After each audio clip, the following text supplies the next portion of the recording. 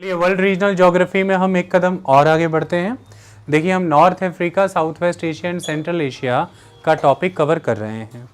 उसके तहत हमने अरेबियन पेनिनसुला अच्छे से कवर कर दिया, जिस टॉपिक का हमने नाम रखा था Arabs, Islam and oil. Okay, अब हम उसके तहत अरेबियन पेनिनसुला के स्टेट्स कवर करने के बाद नेक्स्ट रीजन की ओर आ चुके हैं, और जिसमें हम कवर करेंगे इराक, तुर्की एंड ईरान। हम जब इसे कवर कर लेंगे हम आगे बढ़ जाएंगे और हम सेंट्रल एशिया को कुछ इस टॉपिक के अंदर कवर करेंगे, that is Afghanistan and the central Asian countries. ये होने के बाद हमारा ये रीजन ख़त्म, हम साउथ एशिया में एंटर कर जाएंगे। आज का हमारा टॉपिक क्योंकि इराक, तुर्की, ईरान है, हम शुरुआत इराक से करते हैं। हम बहुत सी चीज़ों को आज समझेंगे।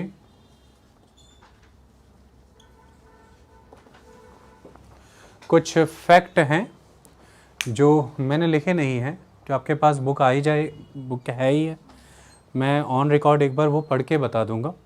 जो पॉइंट इस्टेब्लिश करना चाहता हूँ वो पॉइंट वहाँ से इस्टेब्लिश हो जाएगा। हम कॉन्सेप्ट्स की तरफ बढ़ें, वो ज़्यादा ज़रूरी है।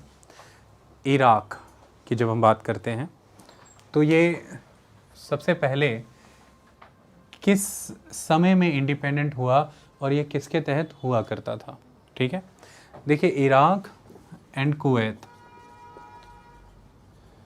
ये दोनों ही ऑटोमन रूलर्स के अंडर हुआ करते थे।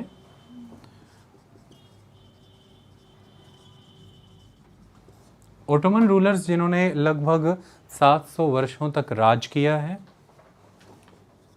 1299 से लेकर के 1923 तक एक लंबा शासन रहा है इनका, ऑटोमन तुर्क शासकों का। तो उस समय में उन्होंने बहुत सा एरिया कवर किया। हम जब अभी तुर्की के बारे में पढ़ेंगे तो मैं वो आपको बताऊंगा। उस हिसाब से इराक एंड कुवैत भी उसी के अधीन आते थे।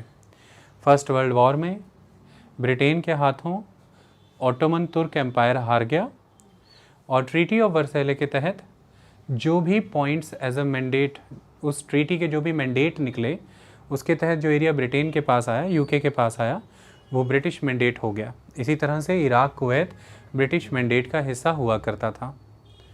1961 में यहाँ से जब ब्रिटेन चला गया, उस समय में पर्शियन गल्फ के निचले, यानी कि वो जो मेन लैंड है उससे पर्शियन गल्फ की तरफ जो इलाका है, उस इलाके ने ब्रिटेन से रिक्वेस्ट की कि हमें एक इंडिपेंडेंट स्टेट के रूप में कार्व आउट करके जाएं, वहाँ के अमीर ने, और ब्रिटेन ने इसे मानते हुए कुवैत इस्टेब्लिश कर दिया।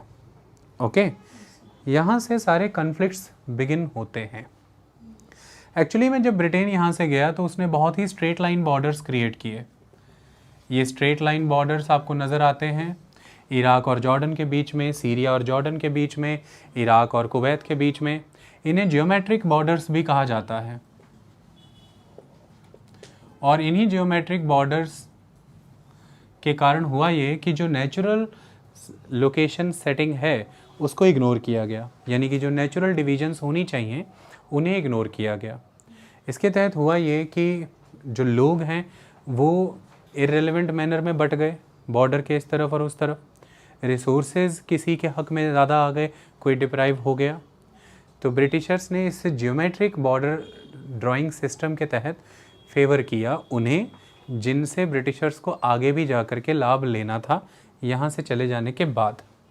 और जिनका हुआ नुकसान, उन्होंने उस नुकसान की भरपाई के लिए ख़ुद को असर्ट किया, अपने इलाके वापस लेने की कोशिश की, और ये बेसिस बना बॉर्डर क्लैशेस का। तो बहुत से बॉर्डर क्लैशेस आपको देखने को मिलते हैं जहाँ पर किसी ज़माने में कॉलोनियल रूल हुआ करता था, चाहे वो अफ्रीकन कॉन्टिनेंट है, चाहे एशियन कॉन्टिनेंट है, चाहे साउथ अमेरिकन। आपको ये बॉर्डर डिस्प्यूट कॉमन ही देखने को मिलेंगे, और मेजॉरली बॉर्डर्स जियोमेट्रिक स्टाइल में ही हुआ करते हैं, that is the straight line borders. अभी हम जब उन कंट्रीज़ को देखेंगे तो आपको ये चीज़ क्लियर हो जाएगी। ओके, जब हम इराक की बात करते हैं तो एक पर्सन जिनका नाम बहुत पॉपुलर है, दैट इज़ सद्दाम हुसैन, वो आपको ऑलवेज सुनने को मिलेगा। सवाल ये है कि ये सद्दाम हुसैन किस पार्टी को बिलोंग करते थे। तो 1961 में मैंने बताया कि ब्रिटिशर्स यहाँ से चले गए। 1968 का समय था जब बाथ पार्टी सत्ता में आई। कहाँ पर? इराक में। सद्दाम हुसैन लीडर बनेंगे आगे जा कर के, और उनकी मृत्यु तक, जब तक इराक इन्वेजन होगा 2003 में अमेरिका के द्वारा, उसके बाद सद्दाम हुसैन की मृत्यु होगी, तब तक वो यहाँ के शासक के रूप में इस्टेब्लिश्ड रहेंगे। वो बाथ पार्टी से बिलोंग करते थे।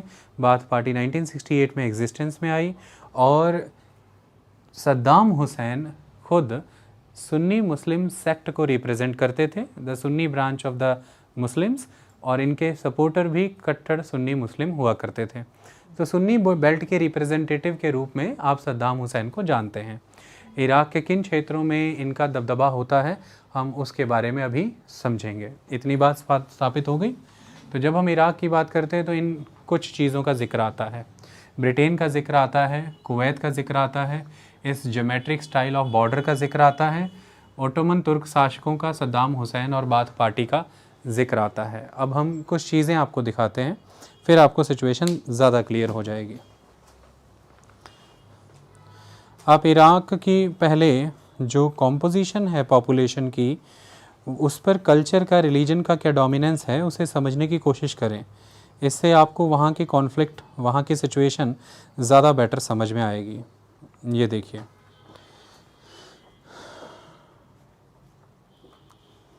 ठीक है, कंफर्टेबल है।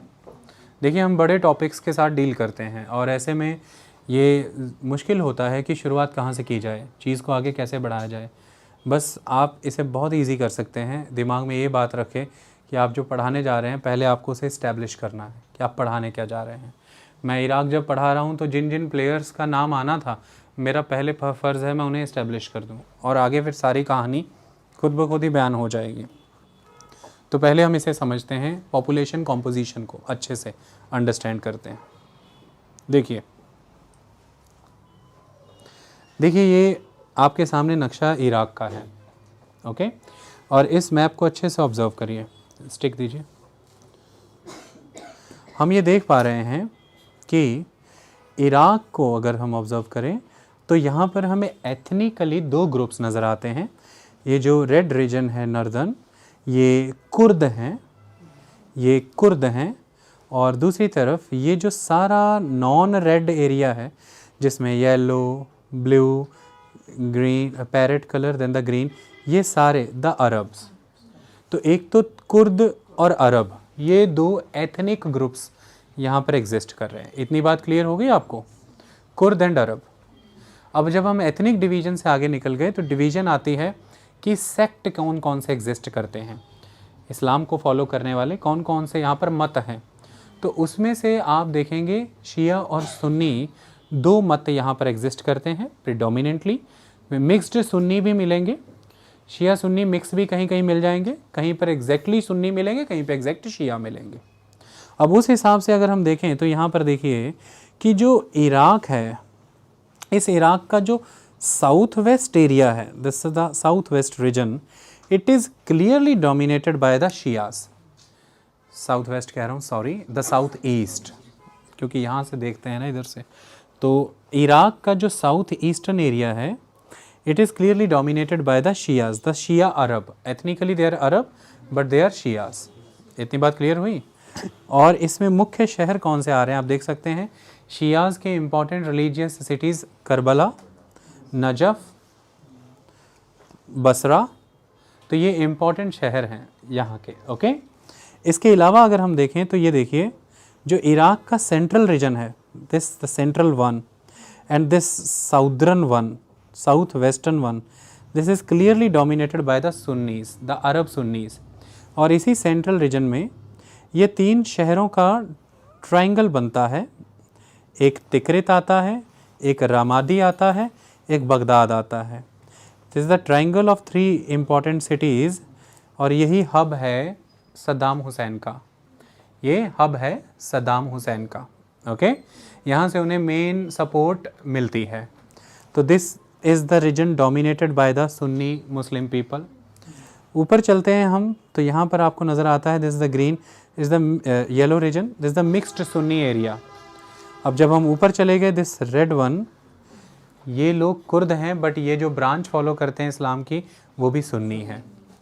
तो ओवरऑल अगर हम देखें तो पूरे के पूरे इराक में ये रीजन शिया है ये जो पैरेट कलर का दिखाया वो इसलिए, ये शिया और सुन्नी दोनों के द्वारा मिक्स्ड है।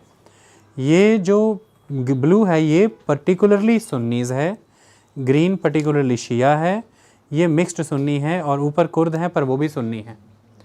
तो एक सुन्नीज़ का एरिया, देन शियाज़ का इलाका, उत्तरी इलाका कुर्दों का और वो सुन्नी है, साउथ ईस्टर्न शियाज़ हैं, साउथ और साउथ वेस्टर्न शिया सुन्नी दोनों ही हैं, सेंट्रल रीजन सुन्नीज़ हैं, उनके ऊपर मिक्स्ड सुन्नी बेल्ट है, देन ऊपर कुर्द हैं। इस तरह से यहाँ की इराक़ की एक जनसंख्या सेक्टों में बटी हुई है। इतनी बात क्लियर होगी। लेकिन इसमें देखने वाली बात यह है कि ये जो रीजन है साउथ ईस्टर्न, मेजॉरली यहीं पर ईरान के साथ बॉर्डर शेयर होता है इराक़ का, क्योंकि इस तरफ ईरान ही होगा ना, और ईरान जो है उसकी 90% पॉपुलेशन शिया है। ठीक है, वो बात अलग है कि वो देवर पर्शियन शियाज़, वो जो हैं वो पर्शियन शियाज़ हैं, ये अरब शियाज़ हैं, बट बात तो ये है कि शियाज़ हैं। तो यहाँ पर ईरान की पॉपुलेशन है, ये भी शिया है, और यहाँ पर जो शियाज़ हैं ये इराक़ के हैं। लेकिन इन शियाज़ को कॉन्फिडेंस में लेने की कोशिश ईरान अक्सर करता रहता है, और शियाज़ का होना यहाँ पर ईरान के लिए एक पोजीशन क्रिएट करता है कि वो अपने टेरिटरी को यहाँ तक एक्सटेंड कर ले और एक होमोजेनिटी क्रिएट हो, शियाज़ के साथ रह लेंगे, नो प्रॉब्लम। और शियाज़ का अपने ही देश की सरकारों के ख़िलाफ़ हथियारबद्ध विद्रोह कि हम इंडिपेंडेंस चाहते हैं, उसके पीछे भी एक सपोर्ट ही होती है जो उसे ईरान से दिख रही होती है। ओके, इतनी बात क्लियर, कोई डाउट तो नहीं। ये पहली चीज़। क्या इराक़ हमेशा से ऐसा था? एक सवाल ये पैदा होता है। तो ऐसा नहीं था। इराक़ का महत्व क्या रहा है विश्व में? इराक़ का महत्व सिविलाइजेशन के रूप में रहा है, सभ्यता के रूप में। इराक़ की दो नदियाँ यूफ्रेटस और टिग्रिस, जिसे हम यूफ्रेट और टिग्रिस कहते हैं, इन दो नदियों के बीच जो उपजाऊ ज़मीन थी, हम उसे मेसोपोटामिया कह के पुकारते हैं। आज का मेसोपोटामिया इराक़ ही तो है, इराक़ ही तो मेसोपोटामिया कहलाता है।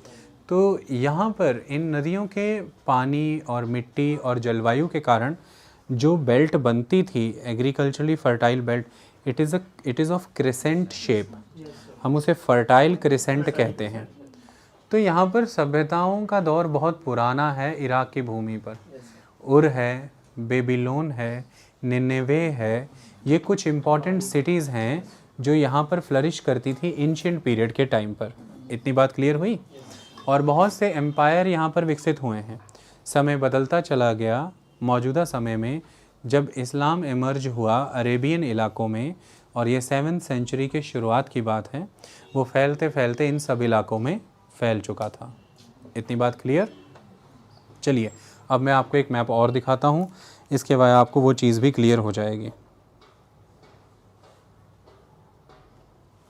ये देखिए, जब हम इस मैप की बात करते हैं तो यहाँ पर ये क्लियर है कि इराक़ के ईस्टर्न साइड पर यहाँ पर ईरान है, ये बॉर्डर शेयर हो रहा है, और इस बॉर्डर में ये एक लंबा सारा बेल्ट है, और यहाँ पर शियाज़ एग्जिस्ट करते हैं इराक़ की साइड पर, और ये region it is dominated by the सुन्नीज़।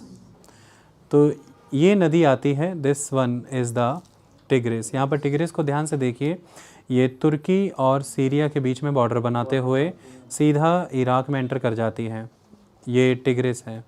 Okay, और ये नदी जो है इट इज़ अ यूफ्रेटस, ये तुर्की से निकल के सीरिया से होते हुए इराक़ में एंटर करती है।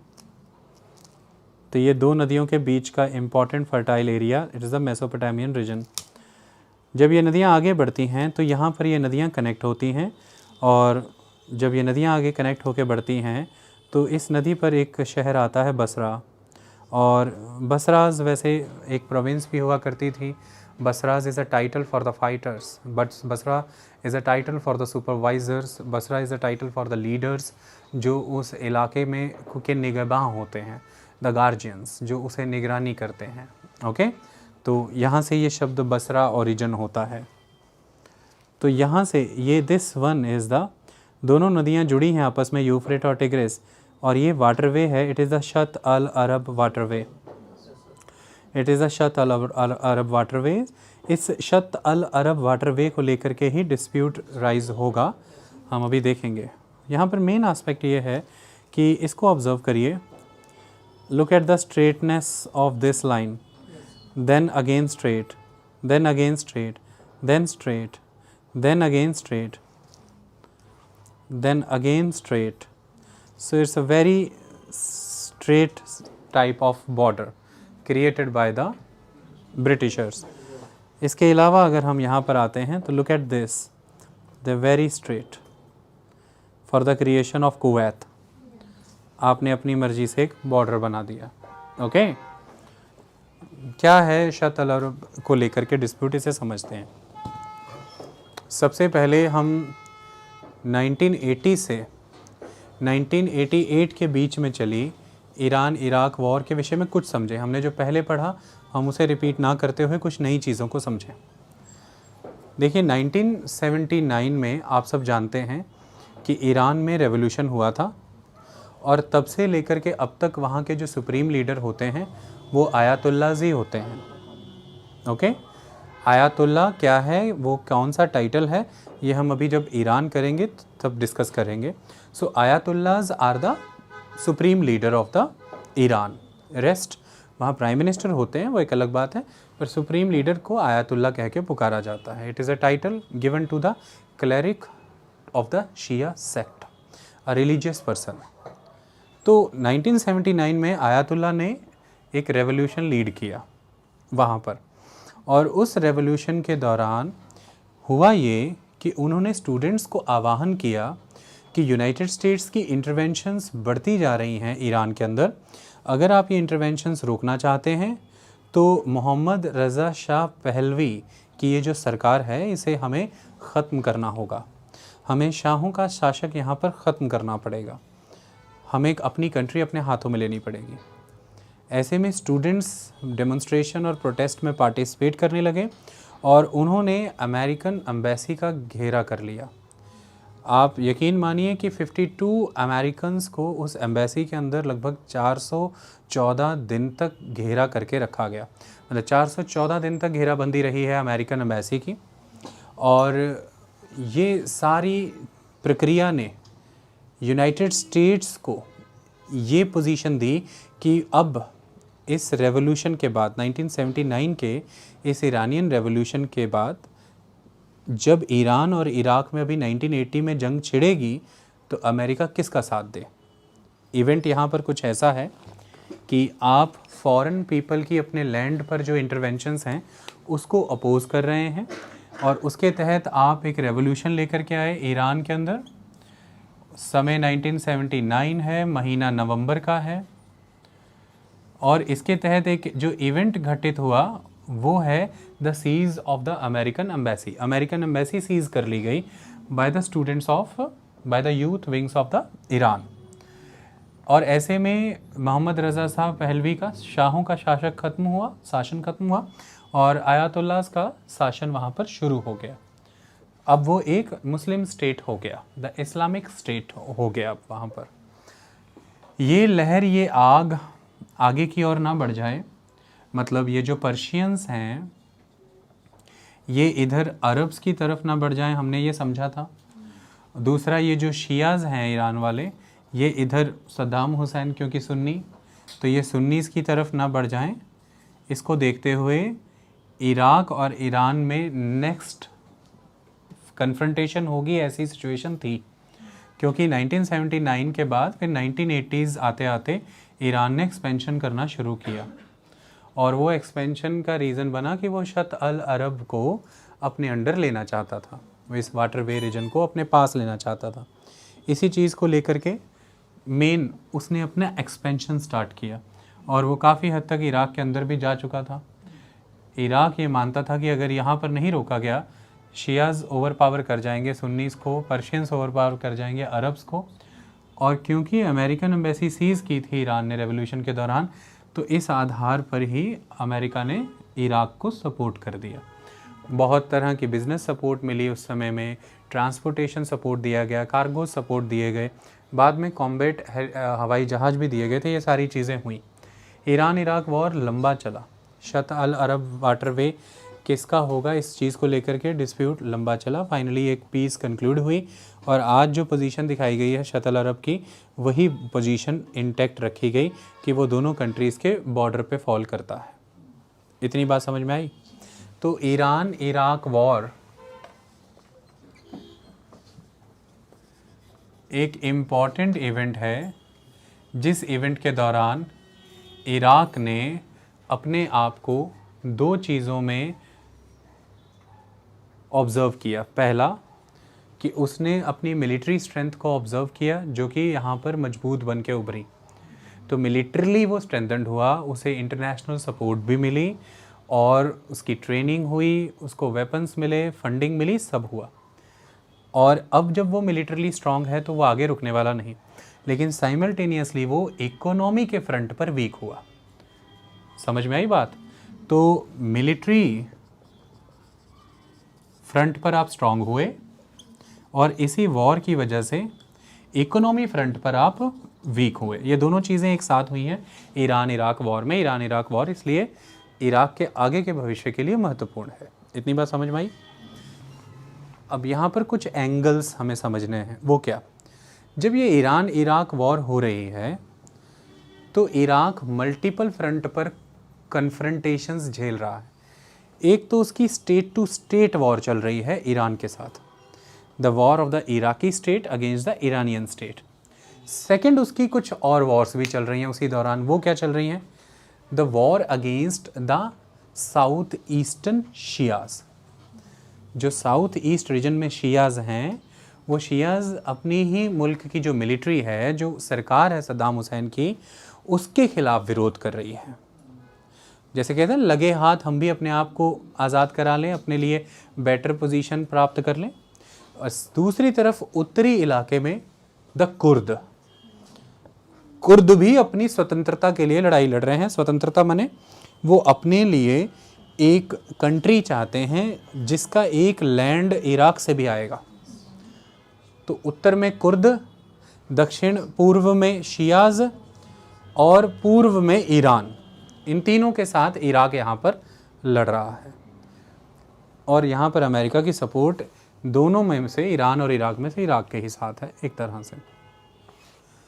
अब मेन कॉन्सेप्ट यहाँ ये है कि इस दौरान इराक ने बहुत सी ऐसी चीज़ें की जिसने एप्रीहेंशंस क्रिएट कर दी फ्यूचर के लिए अमेरिका, यूनाइटेड नेशंस और ग्लोबल कम्युनिटी के अंदर। एप्रीहेंशंस मतलब कि बहुत सारे संदेह पैदा करने की परिस्थितियाँ आ गई। वो कैसे? इस समय में अगेंस्ट द कुर्द, इस ईरान इराक वॉर में सद्दाम हुसैन ने बायोलॉजिकल वेपन्स यूज़ किए थे। ओके? और हज़ारों की तादाद में उनकी जनसंख्या का सफाया हो गया था। उनके कुछ मुख्य शहर तो पूरे ही साफ़ हो गए थे। जो बच गए थे वो लंबे समय तक बीमारियों से ग्रसित रहे। मतलब आपके पास वेपन्स ऑफ मास डिस्ट्रक्शन हैं, ये इस समय में प्रमाणित हुआ। तो ईरान इराक वॉर के तहत बायोलॉजिकल वेपन्स यूज़ किए गए थे। कुछ लोग तो ये भी मानते हैं कि सिर्फ कुर्दों के अगेंस्ट ही नहीं, जो साउथ ईस्ट के शियाज़ हैं उनके अगेंस्ट भी यूज़ किए गए थे। तो शियाज़ के अगेंस्ट भी बायोलॉजिकल वेपन आपने यूज़ किया और कुर्दों के अगेंस्ट भी। इतनी बात क्लियर? अब सिचुएशन यहाँ पर टल गई, ईरान इराक वॉर यहाँ पर ख़त्म हुआ। लेकिन अब यहाँ पर ये दो चीज़ें इंपॉर्टेंट हो जाएंगी। ये दो चीज़ें अब इम्पॉर्टेंट हो जाएंगी इराक के लिए। इराक यहाँ मानता था कि एक तो जो युद्ध में मेरे नुकसान हुए हैं उनके हर जाने भी भरपूर भरपाई कर ली जाए। दूसरा, जिन लोगों ने तब मदद दी थी वो अब अपना पैसा वापस मांग रहे हैं, उसे भी मैं कैसे सेटल कर लूँ। मिलिट्रली मैं कैसे स्ट्रेंथन हो जाऊं, क्योंकि ईरान के अगेंस्ट जो मेरा युद्ध चल रहा था उसमें किसी न किसी वे में तो अमेरिका ने मेरी मदद की ही थी। इससे उसकी एक इंटरवेंशन तो बढ़ती है, मेरे मुल्क में बढ़ती है। इससे मुझे कैसे खुद को बचाना है। और सबसे बड़ी बात ये कि इस पूरे रीजन में एक लीडिंग पावर के रूप में मुझे कैसे इस्टेब्लिश होना है, मतलब इस रीजन की पॉलिटिक्स को मुझे कैसे कंट्रोल करना है। इन सब चीज़ों का जवाब उसके पास ये था कि अगर कुवैत के नेचुरल रिसोर्सेज मैं अपने पास ले आता हूँ तो मैं पुराने कर्ज़े भी उतार पाऊँगा। इस समय में जो मेरी मिलिट्री बिल्डअप है मैं उसके ख़र्चे भी पूरे कर पाऊँगा और मैं पर्शियन गल्फ़ रीजन में एक डिसीजिव पावर बन जाऊँगा जो एनर्जी ट्रेड को कंट्रोल करेगा। और इस समय का बड़ा सच यही था 1990 के दौर का कि पूरी दुनिया इकोनॉमिक डेवलपमेंट के मॉडल पर चल रही थी। वो इकोनॉमिक डेवलपमेंट ऐसी प्रोडक्शन पर टिका था जो प्रोडक्शन हैवी डिमांड करती थी एनर्जी की, और उस एनर्जी को फुलफ़िल करने के सोर्स थे hydrocarbon based fuels, that is the natural gas and the petroleum reserves. तो आप अगर उसे कंट्रोल करते हैं तो आप एक leading player Persian Gulf region में ही नहीं पूरे वर्ल्ड में भी बनते हैं। इस रीजन में एक डिसीजिव पावर के रूप में आप उभरते हैं। इतनी बात समझ में आई? इन सब चीज़ों को देखते हुए आप सब जानते हैं कि उसने 1990 में कुवैत पे कब्जा किया। वो कहानियाँ वही पुरानी कि वो ये कहता था कि ये हमारे रिजर्व्स में से तेल निकाल रहे हैं, ये स्लांट ड्रिलिंग कर रहे हैं। कुवैत आरोप लगाता था इराक पे कि इराक स्लांट ड्रिलिंग कर रहा है, और इराक लगाता था कुवैत पर। हालांकि ये बात जग जाहिर थी कि दोनों ही इन फ्रॉडुलेंट प्रैक्टिसेस में लगे ही रहते थे। स्लांट ड्रिलिंग दोनों के एंड पे चलती ही थी, लेकिन ले दे के कहानी यही हुई कि इराक ने ये कह करके कुवैत पर कब्जा कर लिया। अब यहाँ पर एक चीज़ को समझिए, कुवैत में ना तो, मैंने पहले भी समझाया था कि ना तो तब लोकतंत्र था ना आज लोकतंत्र है। कुवैत एक मोनार्की थी।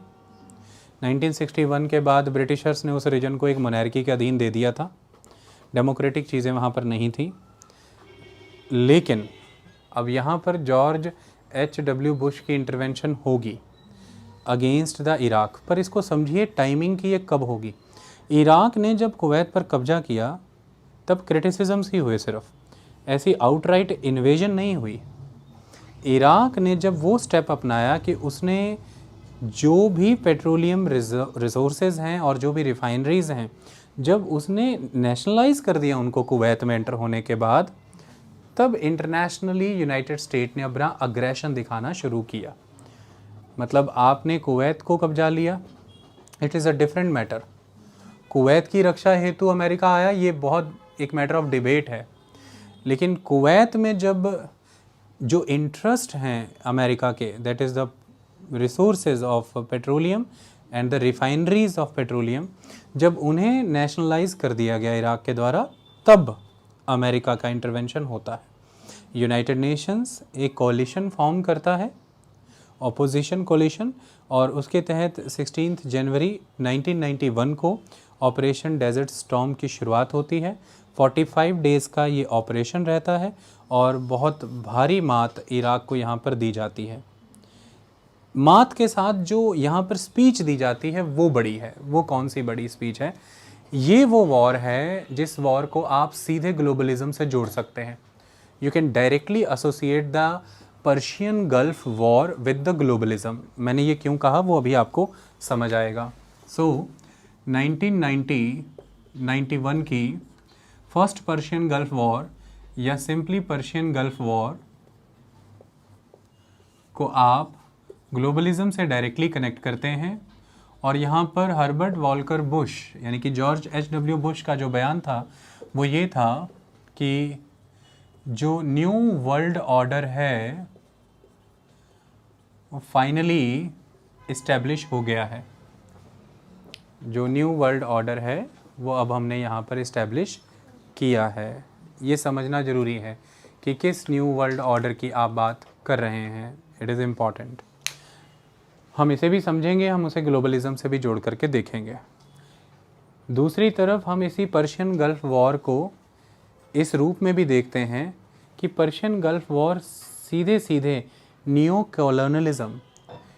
कॉलोनलिज्म के ऑफिशियल इनिशिएशन पीरियड से जोड़ी जाती है कि से clearly it was the result of the neo colonialism, new world order और ग्लोबलिज्म, इन सब से ये वॉर जुड़ती है। इसका मीनिंग क्या है? हम थोड़ा अब इसको इस पर्सपेक्टिव से आज देखें। हमने पहले इवेंट समझे थे पिछले लेक्चरों में जब हम कुवैत पढ़ा रहे थे इराक के कॉन्टेक्स्ट में। आज हम थोड़े डिफरेंट मैनर में चीज़ों को देखते हैं। देखो, चीज़ों को समझो। होता ये है कि जब मैं न्यू वर्ल्ड ऑर्डर की बात करता हूँ तो ये शब्द कहाँ से आता है? देखिए, जब फर्स्ट वर्ल्ड वॉर ख़त्म हुई थी उसके बाद जो अमेरिकन राष्ट्रपति हुआ करते थे वुड्रो विल्सन, उनका एक बयान आया था कि ये जो अब लीग ऑफ द नेशन बनेगी, जैसे सेकेंड वर्ल्ड वार के बाद यूनाइटेड नेशंस बना, इस तरह से फर्स्ट वर्ल्ड वॉर के बाद लीग ऑफ द नेशन बना था। तब एक वर्ड निकल करके आया कि एक न्यू वर्ल्ड ऑर्डर इस्टेब्लिश होगा। क्या होना चाहिए वो new world order? New world order तो पहले तो सीधा लॉ एंड ऑर्डर एक वर्ड सुनते हो ना, लॉ एंड ऑर्डर है सिटी में, तो इस तरह से विश्व स्तर पर एक नया ऑर्डर इस्टेब्लिश होना, मतलब ये एक तरह से आप वर्ड यूज़ करिए वर्ल्ड गवर्नेंस। एक गवर्नेंस है वो एक पर्टिकुलर कंट्री या स्टेट तक सीमित नहीं, it is a world governance, जिसके तहत ग्लोबल ट्रेड एग्जीक्यूट होगा, ग्लोबल ट्रेड एग्जीक्यूट होगा, एक ग्लोबल सिक्योरिटी इस्टेब्लिश होगी। मेन फीचर इसके the global trade and the global security. अब ये ग्लोबल ट्रेड और ग्लोबल सिक्योरिटी इस्टेब्लिश कैसे की जाएगी? तो ग्लोबल सिक्योरिटी को जो भी थ्रेट्स हैं उन थ्रेट्स को एलिमिनेट किया जाएगा। इसलिए 1991 की पर्शियन गल्फ वॉर में फाइनली जब सद्दाम हुसैन को बहुत भारी मार दे दी थी अमेरिका ने, तो उन्होंने कहा था कि जो न्यू वर्ल्ड ऑर्डर के रास्ते में पत्थर था वो अब हमने हटाया है। तो ये दौर है न्यू वर्ल्ड ऑर्डर के स्थापित होने का। मतलब ये है कि इस सिक्योरिटी को, ग्लोबल पीस को, ग्लोबल सिक्योरिटी को, जो भी थ्रेट्स हैं वो हटाए जाएं। इसमें से पॉसिबल थ्रेट हो सकता है उस तरह का सोशलिस्ट स्टेट जो सोशलिस्ट स्टेट शायद ऑटोक्रेसी को सपोर्ट करता हो, ये भी एक थ्रेट हो सकता है। ओके, वो स्टेट्स जो डेमोक्रेसी फॉलो नहीं कर रहे हैं वो भी एक थ्रेट हो सकते हैं। अगर आप यूरोपियन यूनियन की मेंबरशिप के नियमों को समझें तो वो मेंबरशिप के नियमों में यही आता है कि ह्यूमन राइट्स वायलेशंस नहीं होनी चाहिए, आप डेमोक्रेसी को सपोर्ट करते होने चाहिए, आपकी इकोनॉमी का प्रोग्रेस अच्छा होना चाहिए, आप ग्लोबली जो ट्रेड को कनेक्ट करने वाली ट्रीटीज़ हैं उनके मेंबर होने चाहिए। तो ठीक यूरोपियन यूनियन के डीएनए में वही झलकता है और अमेरिका के द्वारा किए जाने वाले करारों में भी वही झलकता है, और अंतर्राष्ट्रीय स्तर पर न्यू वर्ल्ड ऑर्डर यही है। ये यही है कि जिस तरह की डेमोक्रेसी अमेरिका कहता है वो दुनिया में स्थापित होनी चाहिए। एक इंडिविजुअल स्टेट जिस तरह के थ्रेट्स अब क्रिएट हो रहे हैं ग्लोबली, उससे निपटने में कैपेबल नहीं है। ग्लोबल कम्युनिटी को आगे आना पड़ेगा और उस इंडिविजुअल स्टेट की मदद करनी पड़ेगी। न्यू वर्ल्ड ऑर्डर यही है, ग्लोबल कम्युनिटी को आगे आना पड़ेगा। उस ग्लोबल कम्युनिटी में किस फॉर्म में आएगी वो global community, who will lead that global community? So पहले league of the nation, then the United Nations. तो ध्यान से समझिए, सपोज कीजिए कि state A, B, C, D ये सब हैं, ये एक दूसरे से खुद निपटें, ये पॉसिबल नहीं है। बेटर ये है कि ये सब मिलकर के एक समुदाय का हिस्सा बने, जैसे कि यूएन। तो एक तरफ ये सब समुदाय के हिस्से के रूप में यूएन, इनमें से यदि कोई भी, जैसे कि सपोज ए, बी, सी या डी इस समुदाय की इच्छा के खिलाफ जाता है तो वो यूएन वर्सेस डी हो जाएगा, United Nation versus that state हो जाएगा। Then United Nation resolution pass करेगा उसके अगेंस्ट। यूनाइटेड नेशन एक कोलिशन को अप्रूव करेगा, एक संगठन, उस समय में मुल्क आपस में मिलेंगे, वो अपनी अपनी तरफ से हर चीज़ को कंट्रीब्यूट करेंगे, सेना कंट्रीब्यूट करेंगे, मिलिट्री बेसिस कंट्रीब्यूट किए जाएंगे, फ्यूल कंट्रीब्यूट किया जाएगा और पैसे कंट्रीब्यूट किए जाएंगे। जो भी भरसक प्रयास हो, यूनाइटेड नेशन के द्वारा एक कोलिशन फॉर्म होगी और फिर उस स्टेट से निपटा जाएगा। ये एक तरह से ये जो कॉन्सेप्ट है ये ग्लोबल गवर्नेंस, वर्ल्ड गवर्नेंस का कॉन्सेप्ट है। न्यू वर्ल्ड ऑर्डर अब यही है। ऐसे में ज़रा विचार करिए कि यूनाइटेड नेशन को फिर डोमिनेट कौन करेगा? मतलब यूनाइटेड नेशन कोलिशन फॉर्म करे, यूनाइटेड नेशन ये हुक्म पास करे, यूनाइटेड नेशन ये रेजोल्यूशन पास करे, यूनाइटेड नेशन की असल में वॉइस कौन बनेगा? Who will become the voice of United Nation? That is the major question. If the United Nation is the new reality, if the United Nation is the decisive institution of the new world order, the new world order based on the global trade, the new world order based on the global peace and the security, and if there will be some kind of world governance system, then who will become the voice of the United Nation? That nation will ultimately regulate the world governance. So इसीलिए समय बीत जाने के साथ साथ भारत और कई मुल्क ये प्रयास करते रहे कि यूनाइटेड नेशंस में उनकी वॉइस स्ट्रेंथेंड हो। यूनाइटेड नेशन में उनकी वॉइस स्ट्रेंथन हो। अगर global new world order reality है तो फिर उस रियलिटी में जीने का एक तरीका यही है कि उस न्यू वर्ल्ड ऑर्डर को जो रेगुलेट कर रहा है उसमें अपनी आवाज़ मजबूत करिए, उसमें अपने साथ साथी जोड़िए, उसमें आपका कंडक्ट बहुत बैलेंस्ड होना चाहिए। ये दिखना चाहिए कि आप उसे प्रभावित कर पा रहे हैं, आप यूएनओ को प्रभावित करते हैं। यूएनओ की आवाज़ अधिकतर आपकी ही आवाज़ होती है, आप जैसा बोलते हैं वैसा ही वहीं से निकल करके आता है। तो अब अंतर्राष्ट्रीय स्तर पर चाहे आप क्लाइमेट पैक्ट को लेकर के बात करें, चाहे टेररिज्म की डेफिनेशन को लेकर के बात करें, चाहे अंतर्राष्ट्रीय स्तर पर मानवाधिकारों को लेकर बात हो, अमूमन भारत के कई वर्षों से प्रयास रहे हैं कि जो भारतीय विचार हैं, भारतीय आवाज़ हैं, लगभग यूनाइटेड नेशन की जो आवाज़ है वो उन्हीं सेंटिमेंट्स को रिफ्लेक्ट करती हो। तो इसीलिए ये लगातार आवाज़ उठाई जाती है थर्ड वर्ल्ड कंट्रीज़ के द्वारा, भारत और बाकी इसके साथ जुड़े मुल्कों के द्वारा, कि यूनाइटेड नेशंस में रिफॉर्म्स चाहिए, इसमें अब बदलाव चाहिए। दुनिया बदल गई है, बड़ी जनसंख्याएं कहाँ हैं देखो, बड़े बाज़ार कहाँ हैं ये देखो, आने वाले समय में कंजम्पशन मार्केट कहाँ होंगी इसे देखो, ह्यूमन रिसोर्स कहाँ से आएगा इसे देखो, आने वाले समय के वर्कर्स, आने वाले समय के यंगस्टर्स, कंज्यूमर्स कौन होंगे इसे देखो। इन सब को देखते हुए अगर इनको एक परिवार के रूप में एक संस्था मैनेज करेगी भविष्य में, और उस संस्था में अगर परिवार के अधिकतर जो सदस्य हैं उन्हीं में से कोई सदस्य नहीं है, तो फिर वो संस्था उनके लिए नियम भी कैसे बना सकती है। तो इसलिए कहा जाता है कि ग्लोबल रियलिटी, इसलिए कहा जाता है कि ग्लोबल रियलिटीज़ चेंज हो रही हैं। आप देखेंगे हमारे देश के प्रधानमंत्री नरेंद्र मोदी जी, हमारे विदेश मंत्री, हमारे डिफेंस मिनिस्टर, हमारे कॉमर्स मिनिस्टर, आईटी मिनिस्टर, इन सब के बयानों को आप ज़रा ऑब्ज़र्व करें। आज के जो हैं, आज के वाले, इसके पीछे यूपीए की सरकार के जो थे उनके भी सुनिए। हम जब तैयारियों में थे तब यूपीए गवर्नमेंट हुआ करती थी। तो ऐसे में एक ही चीज़ नज़र आती है कि ग्लोबल रियलिटीज़ चेंज हो गई हैं, मार्केट्स शिफ्ट हो चुकी हैं, वर्किंग पूल शिफ्ट हो चुका है, कंज्यूमर्स बेस अब कहीं और जा चुका है।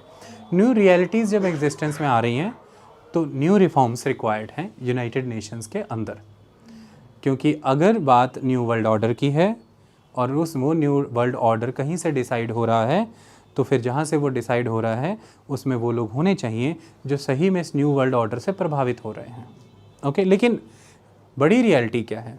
उस समय में अमेरिका क्यों इस बात को अधिकतर प्रपोज कर रहा है कि now this is the time of the execution of the new world order in a real sense? क्योंकि you are a sovereign nation. America एक सॉवरेन स्टेट था उस टाइम पर, तो likewise all other nations were sovereign states. America, India was a sovereign state, Russia was a sovereign state, China was a sovereign state, Britain, France, Germany सभी sovereign हैं, सभी संप्रभु राज्य हैं, राष्ट्र हैं। अब ऐसे में सॉवरेन स्टेट्स आपकी विश क्यों मानेंगे भाई?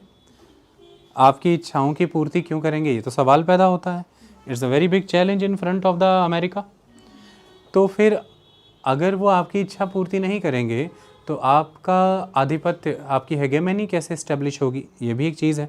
और अगर वो इस्टेब्लिश नहीं होगी तो आपके मिलिट्री, इकोनॉमिक, पॉलिटिकल और कल्चरल इंटरेस्ट परस्यू कैसे होंगे? वो कैसे आगे बढ़ेंगी चीज़ें? तो इसके लिए फिर अगर ये रूट नहीं फॉलो कर सकते आप कि सभी इंडिपेंडेंट सॉवरेन स्टेट के रूप में एग्जिस्ट करें और हम उनमें घुसपैठें करते रहें, तो दूसरा तरीका फिर ये रह जाता है कि आप ऐसा ही इमेजिन करिए कि अब दुनिया एक हो गई है, एक ही गवर्नेंस है, एक इंडिपेंडेंट सॉवरेन स्टेट गवर्नमेंट होती है जो अकेले अब नहीं चल सकती, एक वर्ल्ड गवर्नेंस कल्चर है और उस वर्ल्ड गवर्नेंस के लिए वर्ल्ड लेवल के इंस्टीट्यूशंस हैं और उन इंस्टीट्यूशंस के तहत हम सबको चलना है मिलजुल करके सर्वसम्मति से। ये तो प्रोक्लेम किया जाता है और कोशिशें अक्सर रहती हैं कि उसमें डोमिनेंस बनाया जाए और उस डोमिनेंस के वाया फिर वो किया जाए जो शायद अलग अलग अगर सभी सॉवरेन स्टेट के रूप में बैठे रहे तो नहीं हो सकता था। WTO के तहत, वर्ल्ड ट्रेड ऑर्गेनाइजेशन के तहत, यूनाइटेड नेशंस के तहत, यूनाइटेड नेशन सिक्योरिटी काउंसिल्स के फैसलों के तहत ऐसी चीज़ें अक्सर की गई। आप इसको ज़रा ऐसा समझिए कि यूनाइटेड नेशन सिक्योरिटी काउंसिल अगर कोई फैसला ले रहा है तो उसमें एक शक्ति है कि अगर किसी विषय पर वीटो कर दी